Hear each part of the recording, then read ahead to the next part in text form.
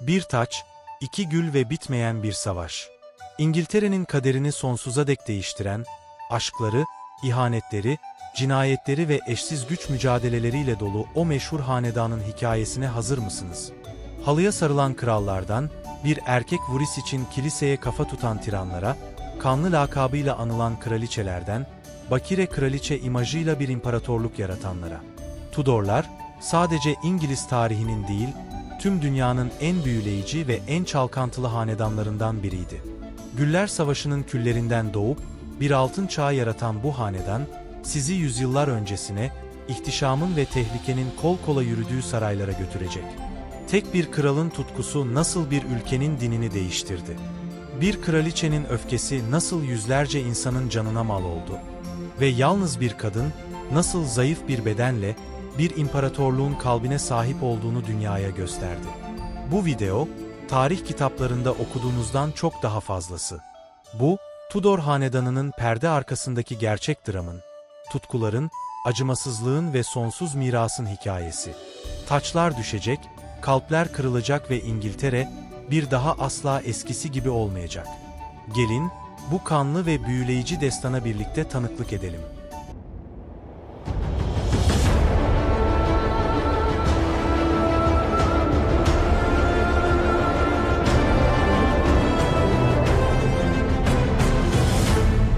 Yıl 1485. Bosworth Tarlası, İngiltere. İngiltere, 30 yıldır süren Güller Savaşı ile kan ağlıyordu. İki soylu hane, kırmızı gülü temsil eden Lancaster'lar ve beyaz gülü temsil eden York'lar, taht için birbirini tüketmişti. Savaş alanları soyluların kanıyla sulanmış, krallık bölünmüş ve hazine boşalmıştı. İşte bu kaosun ortasında, 22 Ağustos sabahı, kaderin son zarı atıldı. Tahttaki son York kralı 3. Richard, ordusunu karşısında duran zayıf bir tehdide karşı sürdü. Bu tehdit, Henry Tudor adında, Galler kökenli, iddiası zayıf ama kararlılığı çelik gibi olan bir adamdı. Henry'nin damarlarında Lancaster kanı akıyordu ama asıl gücü, savaştan bıkmış soyluların desteğiydi.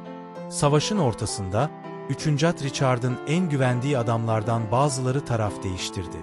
Richard, ihanete uğradığını anladığında, atını doğrudan Henry Tudor'a doğru sürdü. "İhanet!" diye bağırıyordu. Ama çok geçti. Atından düşürüldü ve öldürüldü. O gün Bosworth Tarlası'nda sadece bir kral ölmedi. Aynı zamanda Güller Savaşı da sona erdi. Henry Tudor, o kanlı tarlada 7. Henry olarak taç giydi. Ama o, sadece kılıçla alınan bir tacın kalıcı olmayacağını biliyordu. Zekice bir hamle yaptı. Beyaz gülü temsil eden York hanedanından Elizabeth of York ile evlendi. Bu evlilik, sadece bir aşk evliliği değil, bir krallığın barış anlaşmasıydı. Henry, iki hanenin sembollerini birleştirdi. Kırmızı Lancaster gülü ile beyaz York gülünü alıp, Tudor gülünü yarattı. Bu, yeni bir çağın, yeni bir hanedanın sembolüydü. 7. Henry, savaştan bıkmış bir ulusu birleştirdi. Hazineyi yeniden doldurdu ve İngiltere'ye istikrar getirdi. Ama asıl fırtına, onun Altın Prens olarak bilinen ikinci oğlunun tahta geçmesiyle kopacaktı. 7. Henry öldüğünde, yerine 18 yaşındaki oğlu 8. Henry geçti. Yeni kral, babasının tam zıttıydı. Cimri değil cömert, içine kapanık değil gösterişli, zayıf değil atletikti. O, bir Rönesans prensiydi. Yakışıklı, karizmatik, bilgili ve tehlikeli derecede hırslı. Henry, tahta çıkar çıkmaz, ağabeyi Arthur'un dul eşi, İspanyol prensesi Aragonlu Catherine ile evlendi. Bu, güçlü bir siyasi ittifaktı. Yıllarca mutlu bir evlilik sürdüler. Catherine, Henry'e pek çok çocuk verdi ama sadece biri hayatta kaldı. Bir kız, Prenses Mary. Henry için bu bir felaketti. Tudor hanedanı henüz çok yeniydi ve Güller Savaşı'nın anıları tazeydi. Krallığın bir kadın tarafından yönetilmesi fikri, kaosa davetiye çıkarmak demekti. Henry'nin bir erkek varise ihtiyacı vardı. Gözleri, sarayın en etkileyici kadınlarından birine, Anne Boleyn'e kaydı. Anne, diğer saray kadınlarına benzemiyordu. Sadece güzel değil, aynı zamanda zeki, eğitimli ve küstahtı. Henry'nin metresi olmayı reddetti. O, her şeyi istiyordu. kraliçe olmak. Henry, Catherine'den boşanmak ve Anne ile evlenmek için papalıka başvurdu. Gerekçesi, Catherine'in daha önce ağabeyinin karısı olmasının bu evliliği lanetli kılmasıydı. Ancak Papa, Catherine'in yeğeni olan Kutsal Roma İmparatorunun baskısı altındaydı ve boşanmayı reddetti. Tarih, bu olayı kralın büyük meselesi olarak kaydetti. Ve Henry, hayır cevabını kabul edecek bir adam değildi. Papa direndikçe, 8. Henry'nin öfkesi büyüdü. Danışmanlarının da etkisiyle radikal bir karar aldı. Eğer kilise ona istediğini vermiyorsa, o zaman kiliseyi değiştirecekti. Henry, üstünlük yasası ile kendini İngiltere Kilisesi'nin başı ilan etti. Roma ile 1000 yıllık bağ koptu. Bu, sadece bir boşanma değil, İngiliz Reformasyonu'nun başlangıcıydı. Manastırlar dağıtıldı, kilisenin zenginliklerine el konuldu ve Papa'ya sadık kalanlar, en ünlüsü Thomas More idam edildi. Aragonlu Catherine sürgüne gönderildi ve Henry, hamile olan Anne Boleyn ile gizlice evlendi. Tüm ülke nefesini tutmuş, yeni Vuris'in doğumunu bekliyordu. Ve çocuk doğdu. Bir kız, Prenses Elizabeth. Henry için bu, hayal kırıklığının zirvesiydi. Anne Boleyn, krala bir erkek evlat verememişti ve Henry'nin aşkı hızla nefrete dönüştü. Anne, güçlü karakteriyle sarayda çok fazla düşman edinmişti. Düşmanları, kralın kulağına onun ihanet ettiğini, hatta büyücülük yaptığını fısıldadı. Sadece 3 yıl sonra, Anne Boleyn, Londra Kulesi'ne kapatıldı. Zina, ensest ve vatana ihanetle suçlandı. Deliller zayıftı ama karar çoktan verilmişti. Anne, bir Fransız kılıç ustası tarafından idam edildi. Henry, karısının idamından sadece bir gün sonra, yeni nişanlısı Jane Seymour ile evlendi. Jane Seymour, Henry'nin gerçek aşkı olarak anılacaktı. Çünkü o, Henry'nin yıllardır beklediği şeyi başardı. Bir erkek Vuris doğurdu, Prens Edward. Ancak bu doğum, trajediyi de beraberinde getirdi. Jane, doğumdan sadece birkaç gün sonra lohusa hummasından öldü. Henry'nin kalbi kırılmıştı ama hanedanın geleceği güvendeydi. Henry, sonraki yıllarda 3 kez daha evlendi. Siyasi bir fiyasko olan Cleves'li en hızla boşandı. Genç ve havai Catherine Howard Anne Boleyn gibi ihanetten idam edildi ve ona bir eşten çok hemşire olan Catherine Parr Henry'nin ölümünden sonra hayatta kalmayı başardı. 1547'de 8. Henry öldü. Arkasında obez, paranoyak ve zalim bir tiran mirası bıraktı. Ama aynı zamanda modern İngiliz donanmasının temelini atmış ve krallığın kaderini sonsuza dek değiştirmişti. Yerine sadece 9 yaşındaki oğlu 6. Edward geçti. Edward, annesi Jane Seymour'un aksine ateşli bir protestandı. Saltanatı kısa sürdü ama İngiltere'yi Katoliklikten tamamen koparıp protestan bir ülke haline getirdi. Ancak Edward, 15 yaşında veremden ölüyordu. Ölüm döşeğindeyken, protestan davasını korumak için bir plan yaptı. Katolik olan üvey ablası Mary'i ve gayrimeşru saydığı Elizabeth'i taht sıralamasından çıkardı. Yerine kuzeni, 16 yaşındaki Lady Jane Grey'i Vuris ilan etti. Edward öldüğünde, Jane Grey, istemeyerek de olsa kraliçe ilan edildi. Ama halk, 8. Henry'nin gerçek kızı Mary'i istiyordu. Mary, ordusunu toplayıp Londra'ya yürüdü. Sadece 9 gün sonra, 9 günlük kraliçe Lady Jane Grey tahttan indirildi ve hapsedildi. Tahta çıkan 1. Mary, Aragonlu Catherine'in kızıydı. Hayatı trajedilerle doluydu.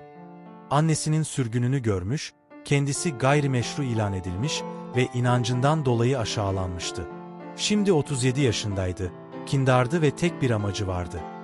İngiltere'yi yeniden Katolik yapmak ve annesinin onurunu iade etmek. Mary, babasının ve kardeşinin tüm protestan reformlarını geri aldı. Papa'nın otoritesini yeniden tanıdı. Ve sapkın olarak gördüğü protestanları avlamaya başladı.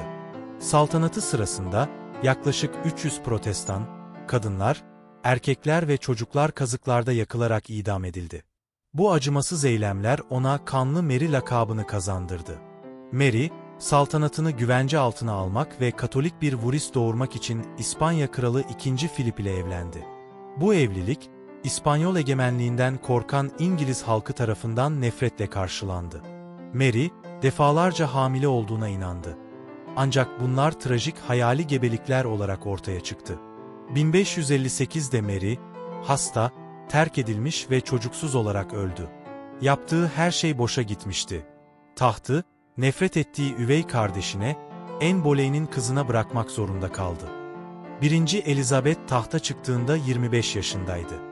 Bir kralın kızıydı ama gayrimeşru ilan edilmiş, annesi idam edilmiş ve ablası tarafından hapsedilmişti.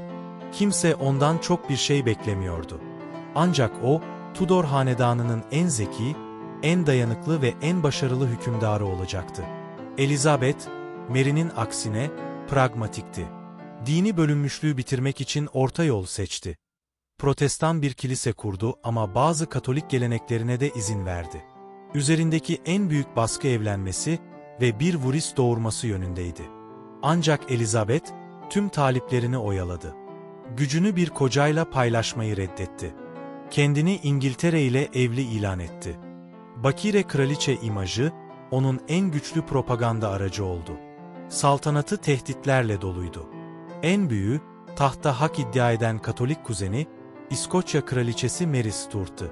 Elizabeth, onu 19 yıl hapsettikten sonra, kendisine karşı komplo kurduğu gerekçesiyle idam ettirmek zorunda kaldı. En büyük sınavı ise 1588'de geldi. Mary'nin dul eşi İspanya Kralı II. Philip, İngiltere'yi yeniden Katolik yapmak için yenilmez armadayı gönderdi. Elizabeth, askerlerine o ünlü konuşmasını yaptı. "Biliyorum, zayıf ve güçsüz bir kadının bedenine sahibim. Ama bir kralın, İngiltere kralının kalbine ve midesine sahibim." İngiliz donanması, fırtınaların da yardımıyla, İspanyol armadasını mucizevi bir şekilde yendi. Bu zafer, İngiltere'yi bir dünya gücü olarak haritaya koydu. Elizabeth'in 45 yıllık saltanatı, Shakespeare'in oyunları, Sir Francis Drake'in dünya seyahatleri ve keşiflerle altın çağı olarak anıldı. Elizabeth, 69 yaşında, yaşlı ve yalnız bir kadın olarak öldü. O, Tudorların sonuncusuydu. Arkasında bir varis bırakmadı.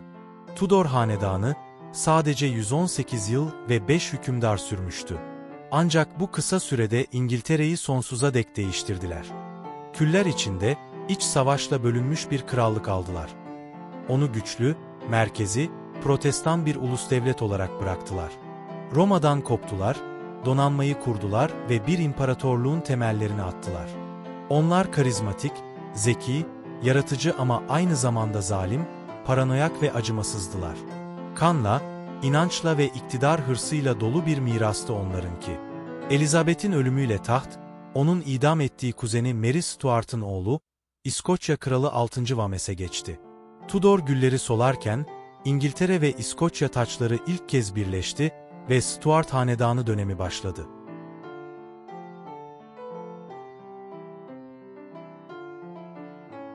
Videoyu beğendiyseniz ve bu tarz videoların gelmesini istiyorsanız, abone olarak ve videoyu beğenerek bana destek olabilirsiniz. İzlediğiniz için teşekkürler.